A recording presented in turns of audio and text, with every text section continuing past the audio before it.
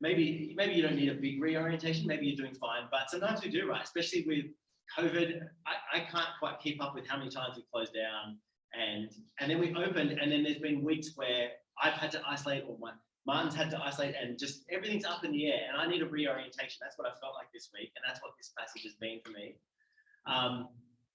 One of my favorite ways to exercise is to do a thing called ins and outs. It's really complicated. What you do is you go to the beach, and then you go in, and then you turn around and you come out and run up and touch the wall. Ins and outs. I don't know why they call it that, but it's one of my favorite things to do, ins and outs. But one of the tricks for ins and outs at the beach with my surf club friends is, where do you stop when you get into the water? Like, what's the finish line in the water? And so some people are kind of naturally wired like me, and I stop a bit early, and I see all my friends keep swimming and they stop just a bit further out. And then some other people are wired differently to me. They just keep swimming, and you're like, stop, you got to stop there, because we're just doing little ins and outs, not big ins and outs. And between, you know, some water in your ear and your friend's foot in your face and the surf splashing around, sometimes you get really disoriented about how far out you are, where you should be compared to your friends, and it's just quite disorientated. And so, you know, the obvious thing to do is, as you move out in the bay, you know, because it's shaped like this, and you move out in the bay, and you might look over towards a building, and we'll say, we'll stop at the 4th building. But that's no good because of physics, because like any point on the circle, you can look at something and, yeah, I'm directly in line with that building, but you're on an angle actually. You need 2 points, right? 2 points. And so my friend who's an engineer, ingenious method, all the engineers in the room will love this, right? Okay, so we're swimming out, and we look at Ben Buckler. I can't remember which way it looks, but we're swimming out, which is confusing because it's called ins and outs. And we're swimming out the back of the break, and instead of just looking at a building, my friend who's an engineer has found that there's this laneway on Ben Buckler that you look up, and so it's clear space between the buildings, and there's a street lamp somewhere, and there's this antenna, and it gets to this point when you're swimming where they line up, and you know that you're on the straight line now, and we all stop there. And we all know where we're supposed to be. It's orienting. You just look up and you can see it's way above the waves. You can see it, and you know exactly where you're supposed to be. It's this great, he's invented a new method. It's probably an old method, but he's found a point, and it's very helpful, and we know where we are. And I think that Daniel chapter 5 just presents a few spiritual realities that you're not going to hear in the rest of your week if you're not reading the Bible. You're not going to hear these at your workplace. You might not hear them in your block of units, unless you've got a really great Christian friend there. You're not going to hear them elsewhere, and God's going to orient you tonight with Daniel chapter 5. So I actually want you, I don't do this often, to pull out your device and just have your notes open, and I want you to lock in 3 things, and I want you to look at them tomorrow morning. And they're like the antenna and the light pole that line up. And yeah, I was praying about this afternoon and thought, I think this is going to be good to just place you in your week tomorrow morning. Maybe you'll remember, you know, write it down, you know yourself. You do you. Okay, so Daniel chapter 5, it starts with a new king. That's really interesting because we've had Nebuchadnezzar all the way through. He's the king of Babylon who's carried off a bunch of Israelites and the temple worship items to Babylon. But now there is a new king called Belshazzar. And this is doubly interesting because actually one of the prophecies that Daniel made earlier in chapter 2 was that there will be a number of kingdoms that come falling over one after the other as God does his thing. And we've seen the first has fallen over, and now we're up to the second one. Do you remember there was there was the statue with a head of gold and shoulders of silver, etc., etc. Well, we're seeing the shoulders of silver now. We're about to. So chapter 5, verse 1 says, King Belshazzar gave a great banquet for 1,000 of his nobles and drank wine with them. Sounds like a good night, right? It's the king, and he's having a party, and it's not just any party, it's 1,000 of his lords, and they're drinking wine together.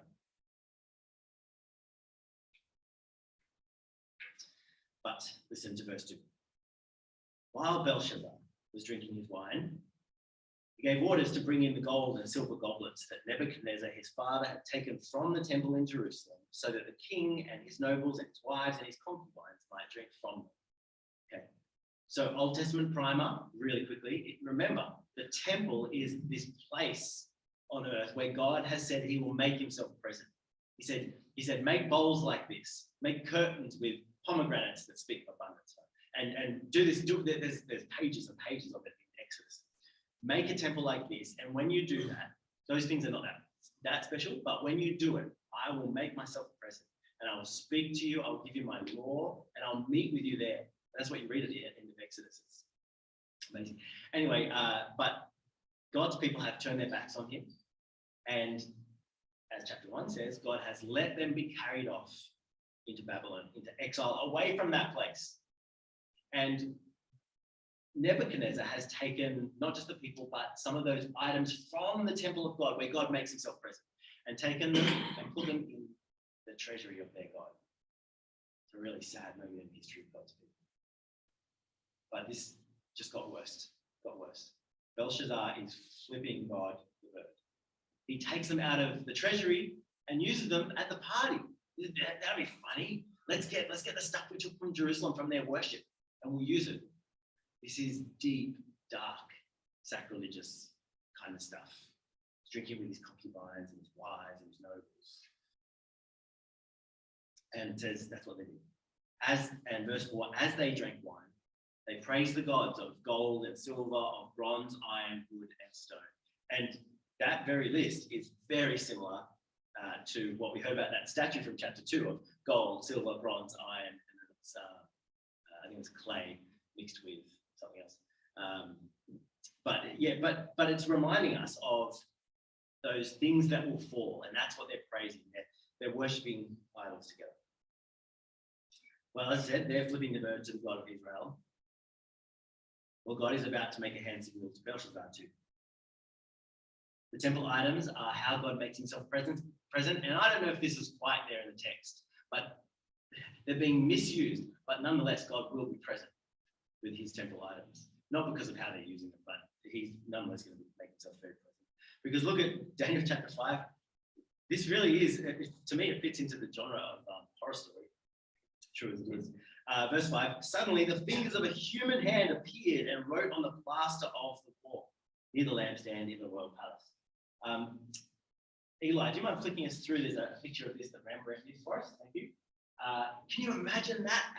Just a hand appearing and writing words on the wall. We'll find out what they are later. I'll just say the Aramaic. I'll just read what the translators have given us. Mene, tekel, parson. It's terrifying. Just the idea of it, let alone what it says, which we'll get to later. Actually, I'll tell you what it says now, and then we'll talk about the meaning later. It's very similar to dollar symbol, kilograms, division symbol. Very, very terrifying and very strange what happens on the wall that night. Would you not be just scared out of your mind if a hand appeared there and started writing something on the wall? That's just what's happened. And Belshazzar, he might be quite drunk, but he's also quite scared. Verse 7, the king summoned the enchanters.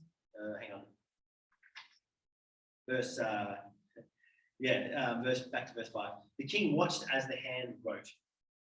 Verse 6, his face turned pale, and he was so frightened that his legs became weak and his knees were knocking. He's scared out of his mind, because it's not just a scary situation, which we can all see that it's a scary situation. He knows, I think I've done something wrong. Yeah, I've pushed it maybe a little bit too far over the line. And I find it intriguing. There's a bunch of connections with this story in chapter 5 with what we've already heard in chapter 1.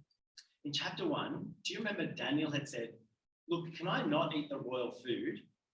And let me just have vegetables, because I don't want to be defiled by what's going on here. And I think it was the chief guard, Ashpenaz, says, I fear for my life that the king will notice that you're weak and sickly if you don't eat the royal food. And Daniel says, let me just have a trial for 10 days and we'll see what I look like after 10 days. And Daniel eats only vegetables. And instead of looking pale and sick, he looks strong and fitter than all the other guys that have been trained up by the king. Very interesting. God provides for him in his stand of saying, I'm not going to worship other gods by eating that food. On the other hand, King Belshazzar just does whatever he wants and flips the bird to anybody who tells him what to do, especially the God of Israel. And he has the royalist food, right? I'm guessing the wine was good that night and the meat was, good meat. And yet now he is sickly and pale and his knees are knocking. I'm told that Aramaic means not that his knees are knocking, but that he actually toileted on himself. He's all over the place. And so, verse 7, the king summoned the enchanters, astrologers, and diviners. Then he said to these wise men of Babylon, whoever reads this writing and tells me what it means will be clothed in purple and have a gold chain around his neck, and he'll be made the third highest ruler in the kingdom. Then all the king's wise men came in, but they could not read the writing or tell the king what it meant. Again, it's reminding us of earlier in the story. Remember, Nebuchadnezzar wanted to know what something meant, what a dream meant, and all the money in the world that he could, and threats in the world to help me understand this mystery of life just wasn't enough. And do you remember in chapter 2, the astrologers say, this is impossible. You need the gods to tell you what this means, and they don't live among people. It's a very similar story going on here, where we see there are some things that no amount of human thinking is going to get you the answer. And I suspect if you're over the age of 18, you probably have started to come across some of those questions in life that no amount of human thinking fixes it. You need something outside of human thinking. Okay, and thankfully God has sent the Israelites, his people, with something bigger than human thinking into Babylon. Look at verse 10. And just notice, as I start to read verse 10, that it's been decades since God's people have been brought into a foreign land. Verse 10, the queen, hearing the voices of the king and his nobles, came into the banquet hall. May the king live forever, she said. Don't be alarmed. Don't look so pale. There is a man in your kingdom who has the spirit of the holy gods in him. In the time of your father, he was found to have insight and intelligence and wisdom like that of the gods. Your father, King Nebuchadnezzar, appointed him chief of the magicians, enchanters, astrologers, and diviners. He did this because Daniel, a king called Belteshazzar, very similar to Belshazzar, was found to have a keen mind and knowledge and understanding, and also the ability to interpret dreams and explain riddles and solve difficult problems. Call for Daniel, and he will tell you what the writing means. Queen says there is someone who has this kind of insight into life.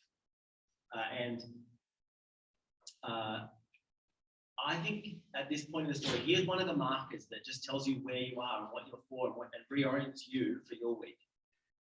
If you're one of God's people, you've been saved by Jesus, and remember, not out of merit, not because you're particularly special. Remember, Paul says in Corinthians, not many of you Christians were very noble by birth, or very rich, or very intelligent, but God's called you. So if you're a Christian who God has called, not because you're very special, you've got a job to do. And that is to be there for our neighbors around us when they have stuff like writing on the wall or deep, dark problems that no human knowledge can get into, ready to be called upon to bless them, ready to be called upon and speak wisdom into that kind of fear and speak spiritual realities into it. We as Christians have a role to play for our neighbors.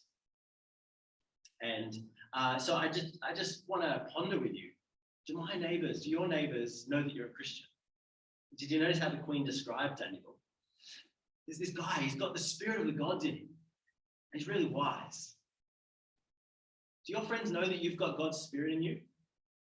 Now, it's really interesting because I've always found astounded by the claim that the Bible makes that God has put his spirit in me, because I feel so plain sometimes, and so many of my days feel just pretty straightforward and like just not miraculous and huge. They just feel kind of normal most days. And then the Bible does say that God's spirit is in me, enabling me to see spiritual reality. And when I notice it, it is there. But I say that just because Daniel isn't here on the scene, and you think that if he's got the spirit of God in him, wouldn't everybody just be with him all the time? But it's not the most miraculous thing you've ever seen all the time, every day. Daniel's he must have been sitting in his room praying, or I don't know, just having dinner with his friends when he gets called in. So it might not be the brightest, shiniest thing that your friends have ever seen, but they do remember that Daniel has the spirit of God in him, and that he has spiritual insight like we haven't seen before. And when the crisis does come, they do call on him. Someone remembers. And I just invite you even now just to think about your friends, the people in your apartment block, at your workplace. Do they have a sense that you've got something from God? You might not be the brightest, shiniest person they've ever seen, but do they know that if they had a deep question that goes beyond human reason, that actually so-and-so talks about God sometimes, or and I don't mean you have to be the annoying one that kind of is always biting people's ear off. Just this morning, I stood at the back there with one of the unbelieving dads who comes to our playgroup church that we have on Sunday mornings. He said, I love coming here. I'm really enjoying the stories. A few weeks ago, he said, every week, these stories, they apply to my work, what Jesus is saying. Okay, so he's not a Christian guy, but he's just really loving what he's getting, and he's engaging and seems to me to be eating it up. I've just been enjoying it, like, wow, something tasty eating up. And he said to me this morning, he said, I really like coming here. I was in the city yesterday, and there was a guy on the town hall steps with tracts and stuff, and he was just yelling at everybody. It sounded like he thought he had really good news, but he was just yelling at people. I don't like that at all. And I don't want to speak against that guy. If he's led one person to Jesus in the last 10 years, that's worth it. But what I'm saying is, we don't need to yell at our friends. This passage is suggesting just be the one who is known as someone who has a connection with God. And people will call on you and ask for your help. And be ready to speak the wisdom of God into their lives. Okay, so this is the first marker that I want you to write down. Just that we have a role, and that is to be there for our friends, ready to speak spiritual wisdom to them. They'll call on us. And here's an idea. I get it easy as a pastor because people say, hey, what do you do? And I say, I'm a pastor. And then they run. Or at least in their face they run, or they're interested. In Bondi, I find most people are just interested in chat, which is great. But sometimes people freak out. But I get to tell people I'm a Christian easy because people just say, oh, what do you do? But it can be a little harder.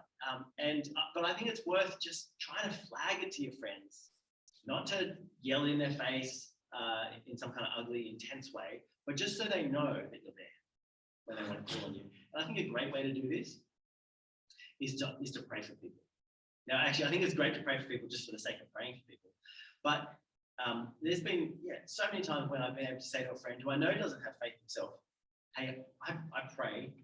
I just know that God either changes situations or changes me. So can I pray for you about that thing? And just depending on how much I know them and what I know about them, I'll say, can I pray with you now? Or I'm going to be praying about that this week. And it just flags to people, I care about you. I have a trust in a God and I think he can do things. That's just a great way to put it out there, that you're there for them if they want more about some of those deeper questions in life and those darker moments in life that this guy's going through. All right, that's point number one. Mark one, number one. Okay, so the Queen talks about Daniel and says you should call him and he'll tell you what the writing means. Verse 17. I skipped just a little bit of the story there because beautifully Daniel's quite repetitive, but for time's sake I'm going to skip just a few verses.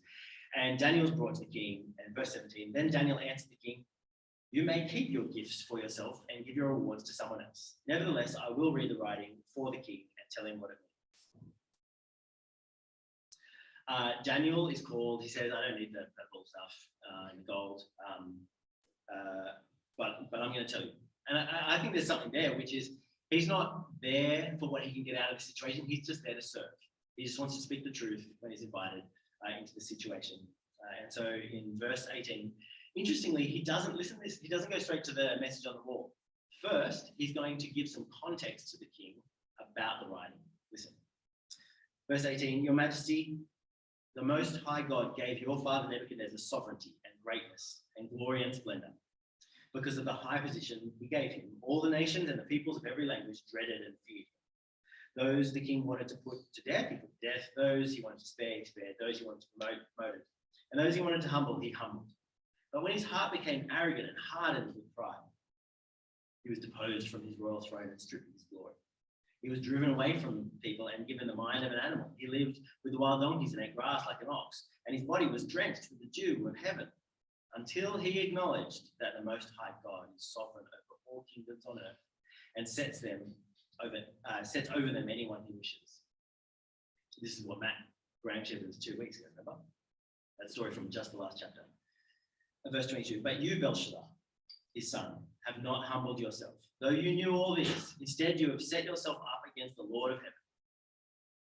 You had the goblets from his temple brought to you, and you and your nobles, your wives, and your concubines drank from them. You praise the gods of silver, gold, bronze, of iron, wood, and stone, which cannot see or hear or understand. But you did not honor the God who holds in his hand your life and all your ways. Therefore, he sent the hand that wrote this inscription. It's very interesting. Daniel's called, I don't want stuff. I'm going to tell you what it means though. And he doesn't tell him what it means. He gives him a huge bit of context. And it's a bit of context that Daniel himself says, and you already knew this. And that's the point. Is he said, you knew what happened to Nebuchadnezzar. He lifted himself up against God, and God lowered him. And the Bible, and particularly this book and Luke's gospel, talk about the fact that our God is a God who will lower people who are too high, who lift themselves up. And that's what Daniel tells him. And as I say, says to him, even though you knew this, you still set yourself up, and that's the word he used, you set yourself up against God. And I want you to notice who God is. And here's the second point. You can start lining up polls. Here's the second point to write down. He talks about who this God is. And it makes all the difference about setting yourself up against him. He says in verse 23,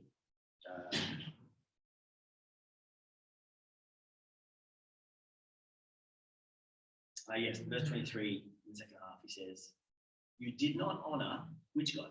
You did not honor the God who holds in his hand your life and all your ways. I really want you to reorient yourself tonight with this point. Who is our God? What's his deal? Which God? What is this God? He's the God who holds your life in his hands right now and all your ways. What boring things did you do today? What fantastic things did you do today? What sin did you do today? What just great, blessing did you do today? All your ways are in his hands. And right now, he holds you. And 10 years ago, and in 10 years' time, if he decides to keep holding you in his hand alive, that is the God that we have. This is an intimate picture of God, not a distant God, even though I feel like he's distant sometimes. He's not. He's holding me right now in his hand. That's the God that we know. And that's the God that Belshazzar has set himself up against. And that's the God that we set ourselves up against, and that our neighbors, our friends, our family, our workmates set themselves up against that God. You've got to write this one down because it does orient you about what kind of a world and what kind of a place do I live in? What kind of a deal is this? What's the setup? I remember that I've always had a kind of faith since I was teeny tiny. I remember trying to pray. I remember trying to, ask God to do stuff, and had a sense that there was a God. And then I went to a scout camp when I was, 12, 13, 14, and 15, and it took me a few years. And towards the end of those 4 years of going each year, I heard a Bible talk, and I know lots of you heard me say this before. And the man at the front said, he just explained really clearly from the Bible the kind of God that we have, a great God who holds us in his hand and has made the world and made us for his purposes. Not just made us kind of, off you go, but made us for himself and cares for us and has like stuff for us to do. And the dairy farmer said that all of us turn away from God. All of us just go off on our own way. And I knew in that moment that I knew the meaning of sin. And I'm a pretty nice, kind of boring, nice kid, at that stage. And I knew that I hadn't done much stuff that was very kind of naughty or wrong. I was a goody two-shoes kind of boy. But I knew that I was full of sin. Because if God is like that, then I haven't lived right. If he has made me for his own purposes, and I know that I've just maybe lived a nice, boring life, but not facing him, not directed towards him. And I just felt in that moment during the talk, I thought, whoa, that's huge. I'm stuffed. I really felt quite stuffed, but I thought that it was fair, and I thought it was just. And I thought, well, that's the end of the talk. That's fair enough. And the reason I felt like it's fair enough because of the kind of God that we have, a God who holds you in his hand in all your ways. Now, yes, that's all I'm going to say there. That's the God we have, and that's the God you must not, and your friends must not set themselves up against, because he will bring you low. All right, now Daniel is going to not just give the context of the inscription, but he's going to talk about the inscription. Verse 25, this is the inscription that was written. Mene, mene, tekel, parsin. Must have been so strange to, I guess the king could actually already read it, because it was in Aramaic on the wall. But it made no sense, right? Remember dollar, kilogram, division sign. And verse 26, this is what we need. This is what the king wants. Verse 26, here is what the words mean. And this is true for you and your friends and being a blessing to them. They might know what scripture says. They might know about how Jesus died on the cross.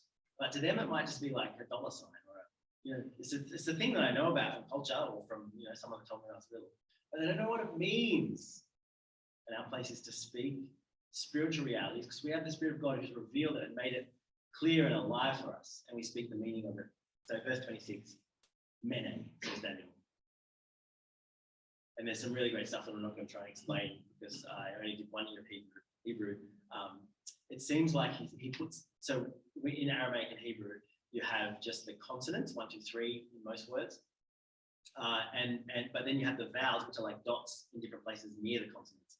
And it seems like, from what I saw this week, that he puts the vowels in and then that gives quite a fair bit of meaning. Anyway, a bit of context for you guys to look up if you want to. Okay, here is what the words mean, he says, verse 26. Mene, God has numbered the days of your reign and brought it to an end. Tekel, you've been weighed, kilogram kind of idea. You've been weighed on the scales and found wanting. Peres, your kingdom is divided and given to the Medes and the Persians. It's still quite short, but it's a lot more meaning now than just those words. It's like he kind of, I was reading, it's like he turns nouns into verbs using the vowels. Okay, and so what he says is, your days are numbered, you've been weighed and found wanting, and your kingdom is divided, and it's going to be handed over and given to the Medes and the Persians. It's a message of judgment. It's a message of judgment. And the story and Belshazzar come now to their grisly end. Daniel chapter 5, verse 29. Then at Belshazzar's command, Daniel was clothed in purple, a gold chain was placed around his neck, and he was proclaimed the third highest ruler. That very night, Belshazzar, king of the Babylonians, was slain. Darius the Mede took over the kingdom at the age of 62. It's a horror story. It's terrible. He's killed that night. And there's some really interesting stuff you can go and read about the history of these kingdoms that they do. So non-biblical, non-Christian writers say the night that Babylon was besieged by Darius the Mede, because we know about him from other historical sources, there seemed to have been this great feast that was going on because they knew that they knew that the enemy forces were coming. Anyway, and it happens, and he dies that very night. And as I said, I want to just right now gather up those 3 points and make sure that you take them and reorient them and just let it line up so you know where you are. I wonder what surface is sloshing around you. I wonder just where things are up to this week. But let God reorient you with these 3 things.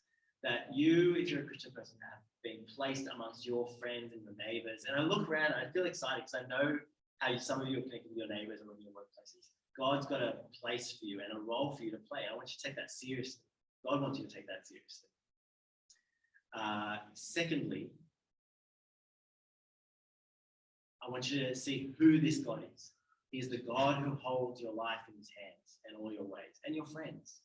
That's the God we proclaim. That's the one we're talking about. Not just the God who's going to set things up and just do what he wants, but he's got a plan and a purpose for us. He loves you. And I haven't given you the third one. Here's the third one. I've been through this story. This God speaks. This is the third poll to line up with.